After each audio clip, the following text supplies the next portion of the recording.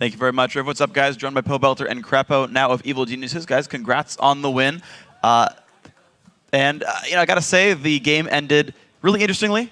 Pentakill on the Fountain, a good way to close out a game. What do you guys think about that one? Johnny was actually like so overwhelmed by it that normally he would be sitting here. We asked him, but he wasn't feeling too well.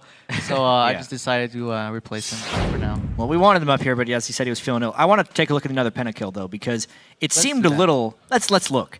And maybe have you guys walk us through how awesome this pentakill was. I didn't even notice the pentakill was going on. Yeah, he got a few crits on the Nexus or something. Let's take another look at this. Roll this one. All right, Pope, what's going on? All right, we just pushed the turret. I went for the flash route, but she got the jump off. Inox KLLs me right here, I think, when I start backing out. So that's a little bit of miscommunication. But right now, we're basically just so fed that we're just tearing through their entire team. And then the resets start to happen, and yep, triple. And then I didn't even realize he was going for the penta. I was just tanking it out so he could get the kill for for those fantasy points. It was insane the amount of damage he did. I was at the Nexus tower trying to finish the game. I'm like, guys, why are we diving? And then suddenly I see like a penta on my screen. I'm like, okay, fair enough, that works. And Pobelter, you're the great enabler right there, suiciding yourself to the Nexus. Yeah. For your friend.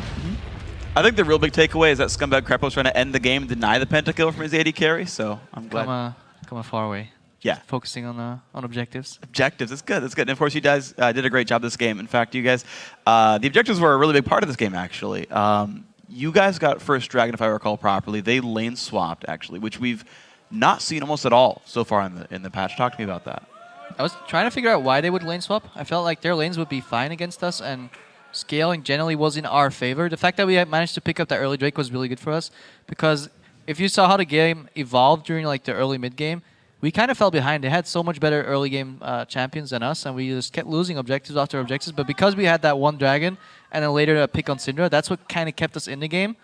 And then, yeah, they overreached a little bit by doing Baron twice, and then, yeah, we came back.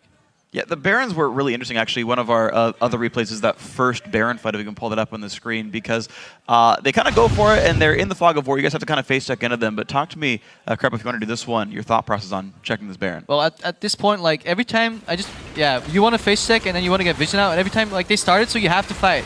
So right now, we know they're off it, so we are a little easier. We're just trying to kill the front line. At this point, Renekton dives in very far, but he only has magic resistance, so no armor. So he gets shredded by Altic, and then at that point, like, team is going nuts. Like, Altix gets excited. Everybody's jumping left and right, just trying to chase. And yeah, he just shows up like this game. Once he gets that initial reset, he's so comfortable on Jinx that he just keeps going and going, and he's winning all these fights. I know you actually came by earlier today and talked to me for a second that 4.10 wasn't necessarily the best for you guys, but you've got one of the best AD carries in the league. Seems to be like that role's been buffed in this patch. Do you still think it's weak for you guys? Well, I think on any patch, Johnny will perform. I just don't like the way sustain is being shifted from AD carries onto supports, because like they like rushing these like eye-edge, or they just don't want to do the Bork every game anymore, or the BT, and then you're stuck with playing champions like Nami more, or just like these save range supports. In 2 weeks we'll be seeing Sona again. We saw our game previously, actually. And they won, yeah, so therefore Sona 100% win rate so far. I don't know, man. Nami lost today. You played Morgana. You didn't heal anybody. Well, I heal myself with my passive. Come on. Okay, sorry. It's still a sustained support. Pobelter, you had the Rise pick. That's actually an old pick of yours from mid lane. Why break it out now, especially against a laner as strong as Syndra? So we picked it blind because it does pretty well against Yasuo. So that was what we were anticipating them to pick with the Tristana and Braum picks. We thought that they would go for a setup and then go with Gragas and Shiva on the top. I think they actually did, and then just decided like Rise. Yeah, I think he saw the Rise and then said, no, I'm not going to go for it. The preemptive counter pick. But yeah, I realized that Rise is actually still pretty good in mid when Dottie actually has been playing it over in OGN. So I said, hey, I'll check this out. And then Helios was able to get in contact with him and ask him some things. So that's been really helpful. Wow. And even though the lane was just like absolutely horrible, I was down like 4 DCS and there was nothing I could do. Later in the game, I just scaled back. Yeah, and you guys are this really fascinating team to me now, because you have so many really young people on that team. Yourself, Altec, and then Crepo, who's still young but 24, and there's a big age difference, especially with Helios. How are you mixing in your personalities? Because you seem like all these kind of older veterans and then a lot of new guys, but it's starting to work. How's the personalities meshing? How are we mixing? I don't know. I think we all have really similar personalities. We're easygoing in real life, but we're serious about the game. And so even though we're far apart in age, our personalities are pretty similar, so it doesn't pose much of an issue. I mean, and if there's any issues, like, we just bring them up. I mean, every team has their own problems at one point, and then you just try to bring them up and fix them. That's the good part about being a veteran. It's like, you've had plenty of issues already, so you're used to fixing them and talking about them, and that's just what we try to do. Sure, I guess you've played with 17-year-olds before anyway in the first place, so Yep. I guess it makes a bunch of sense. You guys are actually a team of players from 4 countries as well, which is pretty remarkable, and that all seems to work out. I don't have a question, I just wanted to point that out, really. But what I wanted to get back to, actually, was you talked about the fact that you got to listen from Dade, one of the best Ryze in the world, about how to play mid lane.